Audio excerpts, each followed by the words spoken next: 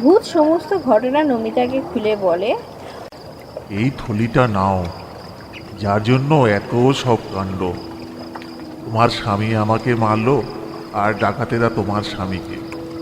যাই হোক, এই টাকা নিয়ে তুমি ও তোমার শাশুড়ি ভালো করে দিন কাটিও। না না, এটাকে আমি নিতে পারবো না।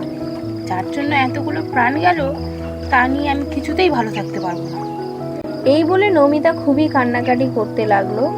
ভূত তখন বলল, তোমার স্বামী তোমার জন্যই এই টাকাগুলো নিতে চেয়েছিল, আর তোমাকে এই টাকা আমি এমনি এমনি দেব না।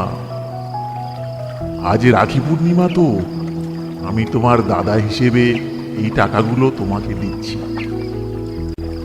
আর তোমরা যতদিন বেঁচে থাকবে এই নৌকা চালিয়ে তোমাদের